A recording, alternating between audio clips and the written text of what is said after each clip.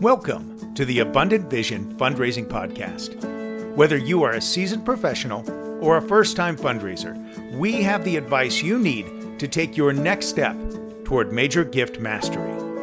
I'm your host, Tom Dauber, President of Abundant Vision Philanthropic Consulting. Last week's conversation was a blast. I'm so excited to have you with me for this next segment. Let's get back to the show. How about your best solicitation story? Wow. I'm actually going through one right now. So at the Epilepsy Foundation, we solicit a lot from corporate, particularly pharma. And sometimes, again, we were partnering with a pharma company, and we went out to have a summit with them to really understand how their mission aligned with our mission. And through that, we began to share what the struggles were for both organizations. This is what we're trying to accomplish. And the CEO, Craig, said to me, well, he was saying to the group, we're really struggling because they have a new product on the market called Valtoco. And it is a rescue medication for those living with epilepsy. And it is one of the first in nasal form that can be taken. Really, really exciting, right? But they were struggling. They didn't want to use the word rescue. And they were using the word acute. And he was like, and he was like, what are your thoughts about that? And I said, well, when you say acute, to me, it's very clinical. And as a patient, as a caregiver, I don't know if I would know what that meant. Right? I don't know if that would really give me urgency, because I'd be like, well, is this acute? Is this not acute? If you don't have that clinical background, you don't have that vernacular or that knowledge of what that word would mean. So I said, why don't you just call it immediate? And I said, just like the EpiPen, I said, my son is a severe asthmatic. And I was like, well, when he was going through training for all of his allergies, the one thing the physician kept saying to him is like, you use this immediately. Like the minute you begin to have symptoms, you utilize this immediately. I said, that really resonated for us, because as a child, he knew what that meant. And as a parent, I knew what that meant. And Craig turned to me and said, B, we have gone through 5 years of development, and you literally gave us the word. He was like, sometimes it's just being too close to it, right? Yeah. He's like, sometimes you're just too close to it. And so I was laughing because I meet with his sales reps across the country, and they're like, oh, we just had our training on immediate use. Like, we just had our training. But what that allowed us to do by sharing alignment was allowing us to then say, this is how we can support what you are trying to accomplish in the marketplace and how you can support our mission. And so we continue. They're one of our largest sponsors of about, overall throughout the network, about $500,000. And we're continuing to expand on that. But that really, for me, was a solicitation that really was not about the ask, but about the partnership. I see. Yeah. Right. I tell the story because it wasn't about the foundation being in a inferior position. Right. We were coming to the table as a partner. Yeah. And my advice is to other nonprofits is that if you can find that opportunity to be a partner, right, seize that. Right. Because then you're not, please help. Sometimes we're in that, would you please, could you please, this is charity. Remember that you have something to offer as a nonprofit, right, with some of your partners. And so if you can find an opportunity where you can partner, I believe that makes for the best solicitation. That's excellent, V. That's a great story and a great illustration of how partnership is the goal. Well, so we've hit qualification, cultivation, solicitation. I think you know what's next. Stewardship. Yeah. The hard part, right? The fun part. It's the fun part, but it's the hard part, because it's the place that you have to intentionally put time and effort. Yeah. Right? Because the metric has been met. Right? The gift has been closed. Yeah. And typically, as returning portfolios, you're moving on to your next priority in your portfolio. And you kind of got to remember to circle back to that donor that you closed your gift with. Right? And I think for some organizations, if you have leaders that don't understand stewardship, that becomes a challenge. Why are you putting resources to a gift that's already closed, to an individual who's already made the gift, Mm-hmm. right? And you and I experienced this when we were working together, right? And I'll use a family here in Columbus who was a steadfast donor to a Grant Medical Center, Mm-hmm. right? And it was really about, they were not a family that needed a lot of recognition, but it was recognition that was deserved. And sometimes I felt that it was a fight in the organization to spend resources to recognize them appropriately. Hmm. And I would say, as a leader, support your team when they tell you it's necessary to support those type of efforts, whether it be sending succulents in a red Corvette, right? Whether it be making sure that there is a special tour Mm-hmm. for a family when, a dedication is happening, or ensuring that if they want to bring a family member in that wasn't available during that time, that they're able to do that at a later date. And also remembering anniversaries, like when they made that gift, are you reaching out? Are you helping them to recognize that, hey, today was the day that you made a change in someone's life? Thank you so much. My team does a lot of that. And that's probably what I'm most proud of, is that they are really, really good at remembering special moments for the donors. Or like, hey, I understood that you reached seizure freedom last year. Congratulations, 3 years, because it's those, again, we talked about earlier, and I think it's now becoming a theme of this podcast, is those small moments matter, right? Those small moments matter in developing the relationship and keeping donors close. Because right now what I'm facing is I have about 110 individuals in my CRM that are high capacity, high affinity, that have capacity of about 51 to 91 million that we have not stewarded properly, right? They made a gift and we said thank you, and then we haven't reached back out. So if you want to put it in a numerical, go into your CRM and pull out that live bunt report and understand what dollars you're missing in your organization because you haven't properly stewarded a donor. That's got to be tough to see those numbers there, B. It was tough, but you know what? I am a big proponent that data can help you drive decision. Yeah. Right? And so what it was able to help, one thing about, I told my fundraisers and my new CDO, the great part is you don't have to do identification. It's already here, right? Yeah. You have 110 people that we know have the affinity and have the capacity. So you're done with that. Yeah. Now you can move straight into cultivation. So it ended up actually being a gift for us.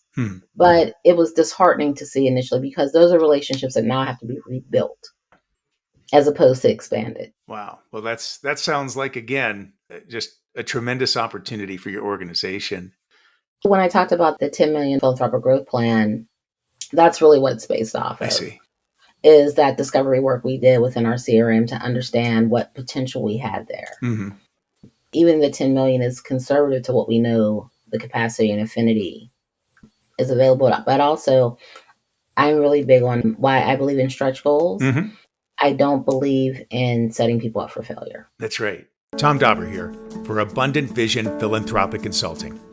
Fundraising can be hard work, and it can be hard to mentally get into the place you need to be in order to see new opportunities. Everyone struggles with it. We are like the fish in the fishbowl who just can't see the water they're swimming in. That's when having outside expertise comes in handy. For 25 years, I've been helping nonprofits analyze their challenges, discover new ways forward, and develop clear plans that lead to greater fundraising revenues. Now I am available to help your organization develop the abundant vision it needs to inspire new levels of philanthropy at your nonprofit as well. Check out abundantvision.net to start your journey toward greater fundraising success today. Now, back to the show. Boy, let me just make a comment to my listeners right now. What B is doing here is wonderful. So she's got the goal, but she's got the data to support that the goal can be done. At the same time, she's not pushing it so far that there's no way that they can actually do it. It's a realistic goal. In fact, I would bet dollars to donuts be that you're going to blow your goal out of the water. That's the goal. And because also, remember, going back to the early part of our conversation, I know that my team needs training. Yeah. Right? So I believe in 5 years, that'll be closer to 20 million. Yeah. Right? But we need to take that first year just to train. Yeah. I think that's so important.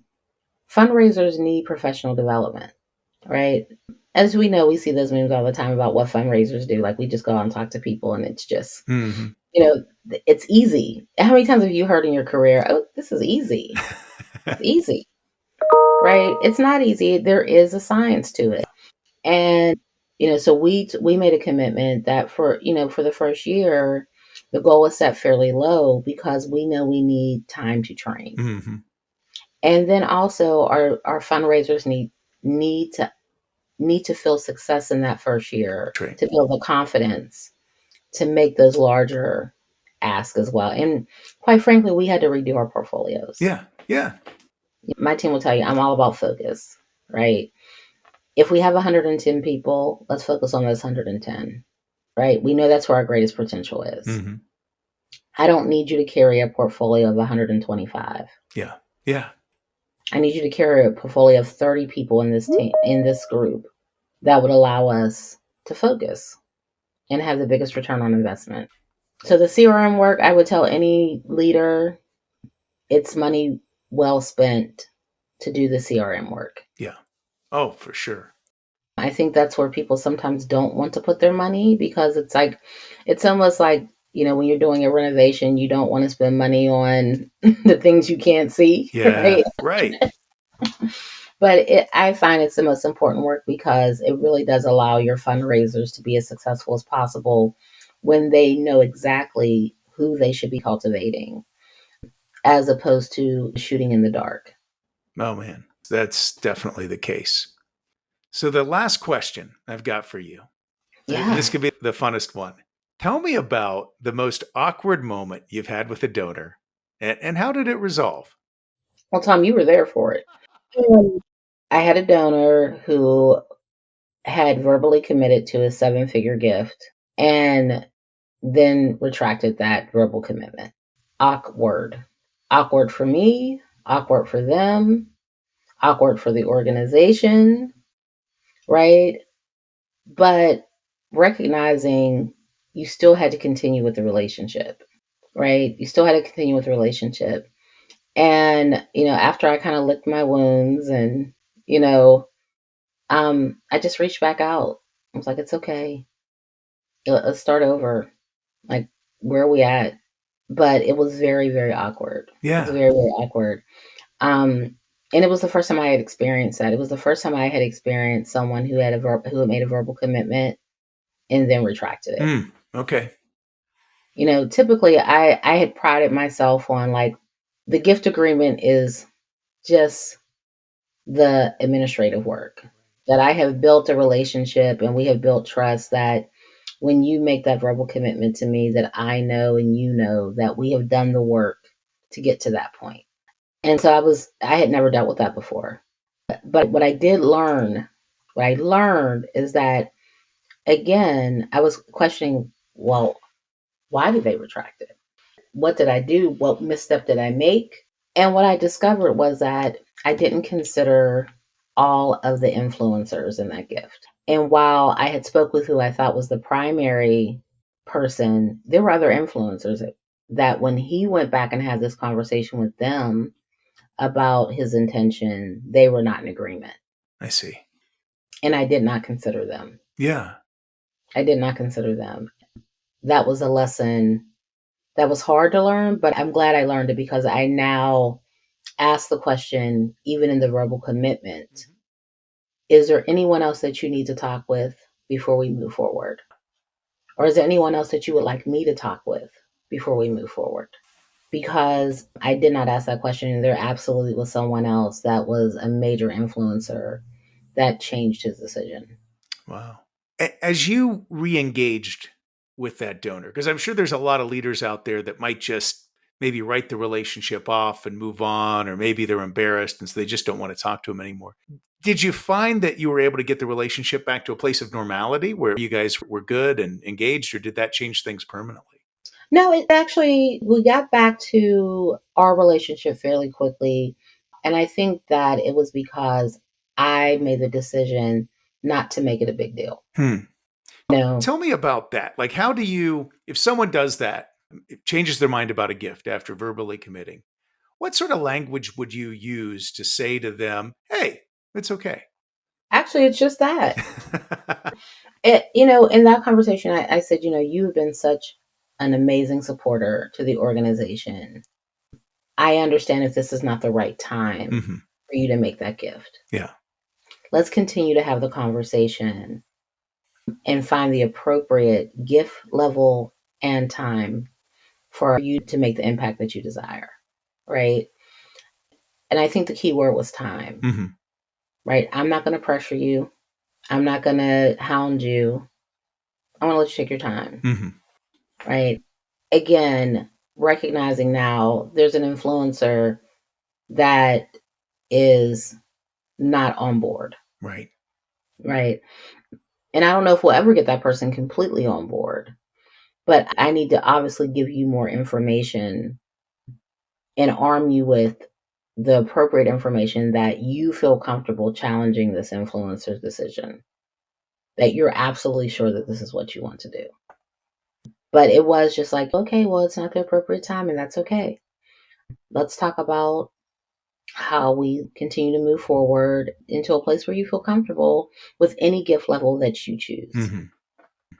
Right. And that was important. I'm not going to continue to ask you for the 7-figure gift. If that's off the table, then let's start talking about what is on the table. And we got back to normal pretty quickly. And I think they just appreciated it not being a big deal. I made sure that our administration didn't bring it up, that it wasn't something that soured his relationship with anyone else in the organization, that the organization had a still very positive view of him. And that meant, in a lot of ways, taking the blame. I see. Right. Protecting the donor and taking the blame. This was my fault. I didn't do the work. Even though I felt like I had to say, you know what? I walked away with that, with a verbal agreement. But yes, I should have made sure. I should have, so that he wouldn't feel that from anyone else in the organization. Wow. That takes a lot of humility to do that.